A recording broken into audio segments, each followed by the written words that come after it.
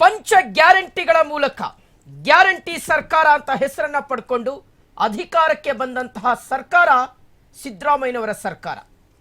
2.5 ವರ್ಷಗಳ ಸುದೀರ್ಘ ಆಡಳಿತವನ್ನು ನಡೆಸಿರ್ತಕ್ಕಂಥ ಸಿದ್ದರಾಮಯ್ಯನವರ ಸರ್ಕಾರ ಮೊನ್ನೆಯಷ್ಟೇ ಸಾಧನಾ ಸಮಾವೇಶವನ್ನ ಆಚರಿಸಿಕೊಂಡಿದ್ದಾರೆ. ಆದರೆ ಸಾಧನಾ ಸಮಾವೇಶವನ್ನ ಆಚರಿಸಿಕೊಂಡಂತಹ ಸಿದ್ದರಾಮಯ್ಯನವರ ಸರ್ಕಾರ ಎಷ್ಟರ ಮಟ್ಟಿಗೆ ಸಾಧನೆಯನ್ನ ಮಾಡಿದೆ ಅನ್ನುವ ಪ್ರಶ್ನೆಗೆ ಉತ್ತರ ಮಾತ್ರ ಶೂನ್ಯ. ವೀಕ್ಷಕರೇ, ತಮ್ಗೆಲ್ರಿಗೂ ಸಹ ಗೊತ್ತಾಗಿರಬಹುದು ನಾವು ಯಾವುದ್ರ ಬಗ್ಗೆ ಇವತ್ತು ಮಾತನಾಡ್ತಾ ಇದ್ದೀವಿ ಅಂತ. ಬೆಳಗ್ಗೆಯಿಂದಲೂ ಆರ್ಮ್ಯಾಕ್ಸ್ನಲ್ಲಿ ಗೃಹಲಕ್ಷ್ಮಿ ಯೋಜನೆ ಯಾವ ರೀತಿಯಾಗಿ ಹಳ್ಳ ಹಿಡಿದಿದೆ, ಗೃಹಲಕ್ಷ್ಮಿಯರಿಗೆ ಗೃಹಲಕ್ಷ್ಮಿ ಹಣ ಯಾವ ರೀತಿಯಾಗಿ ಬರದೇ ಹೋಗ್ತಾ ಇದೆ ಅನ್ನೋದ್ರ ಬಗ್ಗೆ ನಾವು ವರದಿಯನ್ನ ಮಾಡ್ತಾ ಇದ್ದೀವಿ. ಸಿದ್ದರಾಮಯ್ಯನವರು ಮತ್ತು ಡಿ ಕೆ ಶಿವಕುಮಾರ್ ಅವರು 2023ರಲ್ಲಿ ಸರ್ಕಾರ ರಚನೆ ಆಗುವಂತ ಸಂದರ್ಭದಲ್ಲಿ, ಪ್ರಚಾರದ ಸಂದರ್ಭದಲ್ಲಿ ಒಂದು ಗ್ಯಾರಂಟಿ ಕಾರ್ಡ್ ಅನ್ನ ಪ್ರದರ್ಶನ ಮಾಡಿದ್ರು. ಸ್ಟೇಜ್ ಮೇಲೆ ಮಹದೇವ್ ಗ್ಯಾರಂಟಿ ಕಾರ್ಡ್ ಅನ್ನ ಪ್ರದರ್ಶನ ಮಾಡಿದ್ರು. ಪಂಚ ಗ್ಯಾರಂಟಿಗಳು ಖಂಡಿತವಾಗ್ಲು ನಾವು ಅನುಷ್ಠಾನಕ್ಕೆ ತಂದೇ ತರ್ತೀವಿ. ವೆರಿ ಫಸ್ಟ್ ಡೇ, ನಮ್ಮ ಸರ್ಕಾರ ಅಧಿಕಾರಕ್ಕೆ ಬಂದ ವೆರಿ ಫಸ್ಟ್ ಡೇ ಮುಖ್ಯಮಂತ್ರಿಗಳು ಪ್ರಮಾಣ ವಚನ ಸ್ವೀಕರಿಸ್ತಾ ಇದ್ದ ಹಾಗೆಯೇ ನೇರವಾಗಿ ವಿಧಾನಸೌಧಕ್ಕೆ ಬಂದು ಪಂಚ ಗ್ಯಾರಂಟಿಗಳಿಗೆ ಸಹಿ ಹಾಕ್ತೀವಿ ಅನ್ನುವ ಮಾತನ್ನ ಕೊಟ್ಟಿದ್ರು. ಅದರಂತೆ ನಡ್ಕೊಂಡ್ರು ಕೂಡ. ಆದರೆ ಬರೀ ಈ ಯೋಜನೆಗಳು ಬರೀ ಸಹಿಗೆ ಮಾತ್ರ ಸೀಮಿತವಾಗಿದೆಯೇ ವಿನಃ ಅನುಷ್ಠಾನದ ವಿಚಾರದಲ್ಲಿ ಸಾಕಷ್ಟು ಲೋಪದೋಷಗಳು ಇರ್ತಕ್ಕಂಥದ್ದು ಈಗ ರಾಜ್ಯದ ಎಲ್ರಿಗೂ ಸಹ ಗೊತ್ತಾಗಿರ್ತಕ್ಕಂಥ ವಿಚಾರ. ಗ್ಯಾರಂಟಿ ಸರ್ಕಾರ, ಕೊಟ್ಟ ಮಾತನ್ನ ಉಳಿಸಿಕೊಂಡಂತಹ ಸರ್ಕಾರ ಅಂತ ಹೇಳ್ಕೊಂಡು ಬರ್ತಾ ಇರ್ತಕ್ಕಂಥ ಸಿದ್ದರಾಮಯ್ಯನವರ ಸರ್ಕಾರ ನಿಜಕ್ಕೂ ಸಹ ಗ್ಯಾರಂಟಿ ವಿಚಾರದಲ್ಲಿ ಎಷ್ಟರ ಮಟ್ಟಿಗೆ ಜನರಿಗೆ ಅನುಕೂಲ ಆಗುವ ರೀತಿಯಲ್ಲಿ ನಡ್ಕೊಂಡಿದ್ದಾರೆ ಅನ್ನುವಂಥದ್ದೇ ಈಗಿರ್ತಕ್ಕಂಥ ದೊಡ್ಡ ಪ್ರಶ್ನೆ. ಇನ್ನೊಂದು 12-13 ದಿನಗಳಲ್ಲಿ ಸಿದ್ದರಾಮಯ್ಯನವರು ಐತಿಹಾಸಿಕ ದಾಖಲೆಯ ಬಜೆಟ್ ಅನ್ನ ಮಂಡಿಸಲಿಕ್ಕಿದ್ದಾರೆ. 17ನೇ ಬಜೆಟ್ ಅನ್ನ ಮಂಡನೆ ಮಾಡ್ತಾರೆ. ಆದರೆ ಆ ಬಜೆಟ್ ಕರ್ನಾಟಕ ರಾಜ್ಯದ ಜನರಿಗೆ ಎಷ್ಟು ಅನುಕೂಲ ಆಗುತ್ತೋ ಇಲ್ವೋ ಗೊತ್ತಿಲ್ಲ. ಆದರೆ ರಾಜ್ಯ ಸರ್ಕಾರವೇ ಅನುಷ್ಠಾನ ಮಾಡಿರ್ತಕ್ಕಂಥ ಪಂಚ ಗ್ಯಾರಂಟಿಗಳು ಅನುಕೂಲಕ್ಕಿಂತ ಅನಾನುಕೂಲಗಳೇ ಹೆಚ್ಚು ಅನ್ನುವ ರೀತಿಯಾದಂಥ ಚರ್ಚೆಗಳನ್ನ ಹುಟ್ಟು ಹಾಕಿದೆ. ಕಾಂಗ್ರೆಸ್ ಸರ್ಕಾರದ ಗೃಹಲಕ್ಷ್ಮಿ ಯೋಜನೆಗೆ ಗ್ರಹಣ ಹಿಡಿದಿದೆ. ಕಾಂಗ್ರೆಸ್ ಸರ್ಕಾರ ಏನು ಯೋಜನೆಯನ್ನ ತಂದಿತ್ತು, ಗೃಹಲಕ್ಷ್ಮಿ ಯೋಜನೆ, ಅದಕ್ಕೆ ಇವಾಗ ಗ್ರಹಣ ಹಿಡಿದು ಹೋಗಿದೆ. ಕೊಟ್ಟ ಮಾತಿನಂತೆ ಬ್ಯಾಂಕ್ ಖಾತೆಗೆ ಗೃಹಲಕ್ಷ್ಮಿ ಹಣ ಬರ್ತಾನೆ ಇಲ್ಲ ಅಂತ ಹೇಳಿ ರಾಜ್ಯದ ಮಹಿಳೆಯರು ರೊಚ್ಚಿಗೆ ಹೇಳ್ತಾ ಇದ್ದಾರೆ.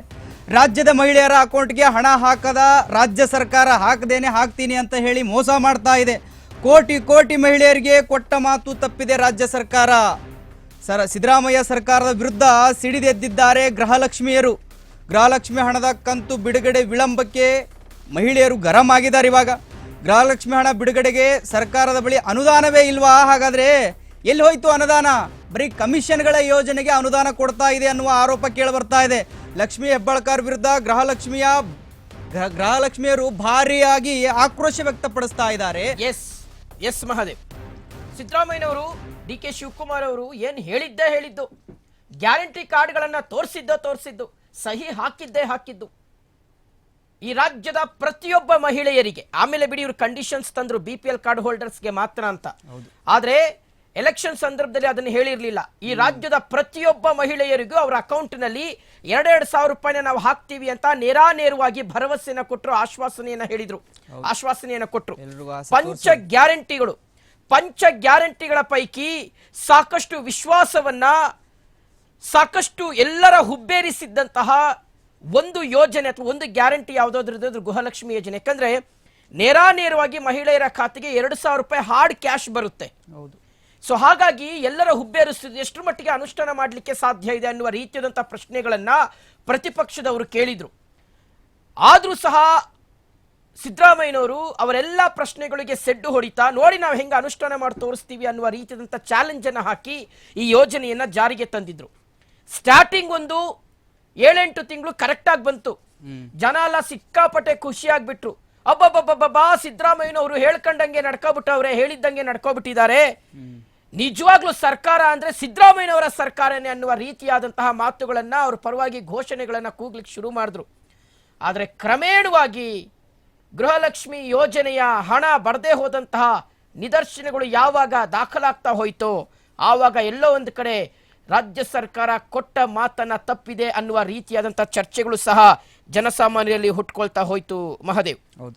ಸೊ ಪ್ರತಿ ತಿಂಗಳು ಸಹ ಗೃಹಲಕ್ಷ್ಮಿ ಹಣ ಬಿಡುಗಡೆ ಆಗಬೇಕಾಗಿತ್ತು. ಪ್ರತಿ ತಿಂಗಳು ನಾವು 15ನೇ ತಾರೀಕು ಅವ್ರು ಹೇಳಿದ್ದಂಥದ್ದು ಟೈಮು, 15ನೇ ತಾರೀಕಿನಿಂದ 30ನೇ ತಾರೀಕು ಒಳಗಡೆ ಟನ್ ಅಂತ ಬಂದು ಬಿದ್ದು ಬಿಡುತ್ತೆ ನಿಮ್ಮ ಅಕೌಂಟ್ಗೆ ಅಂತ, ಚಕಾಚಕ್ ಅಂತ ಬಂದು ಬೀಳುತ್ತೆ ಅಂತ. ಬರ್ತಾ ಎಲ್ಲಿಗೋಯ್ತು ಅಂದ್ರೆ ಅದೇನು ಸರ್ಕಾರಿ ಸಂಬಳ ಏನ್ರಿ ಕರೆಕ್ಟ್ ಟೈಮಿಗೆ ಬರ ಅನ್ನುವ ರೀತಿಯಾದಂತ ಹೇಳಿಕೆವರೆಗೂ ಸಹ ಬಂತು. ಚಕಾಚಕ್ ಟನ್ ಅಂತ ನಿಮ್ಮ ಅಕೌಂಟ್ಗೆ ಬಂದು ಬೀಳುತ್ತೆ ಅಂತ ಹೇಳಿದ್ರು. ಇವಾಗ ಪರಿಸ್ಥಿತಿ ಹೆಂಗಾಗಿದೆ ಅಂದ್ರೆ ಏನೋ ಅವ್ರ ಮನೆ ನಮಗೇನೋ ಭಿಕ್ಷೆ ಹಾಕೋ ರೀತಿಯಾಗಿ ಅವರ ವರ್ತನೆ, ಅವರ ಹೇಳಿಕೆಗಳು ಏನೋ ನಮ್ಮನ್ನ ಸುಮ್ಮನೆ ಅವರು ಕನಿಕರಿಕೆ ಕೊಡೋ ತರ, ನಮ್ಮ ಮೇಲೆ ದಯೆಗೆ ಕೊಡೋ ತರ ಆ 2,000 ರೂಪಾಯಿನ ಇವರು ಈ ರೀತಿಯಾದಂಥ ಹೇಳಿಕೆಗಳನ್ನು ವ್ಯಕ್ತಪಡಿಸ್ತಾ ಇದ್ದಾರೆ. ನೋಡಿ, ಈ ಪಂಚ ಗ್ಯಾರಂಟಿಗಳ ಒಂದು ಯೋಜನೆ ಏನಿದೆ, ಈ ಪಂಚ ಗ್ಯಾರಂಟಿಗಳಿಗೆ ಅತಿ ಹೆಚ್ಚು ಹಣವನ್ನು ರಾಜ್ಯ ಸರ್ಕಾರ ವಹಿಸ್ತಾ ಇದೆ. ಪಂಚ ಗ್ಯಾರಂಟಿಗಳಿಗೋಸ್ಕರವೇ ಪ್ರತಿ ವರ್ಷ 55,000ದಿಂದ 60,000 ಕೋಟಿ ರೂಪಾಯಿನ ವಹಿಸ್ತಾ ಇದೆ.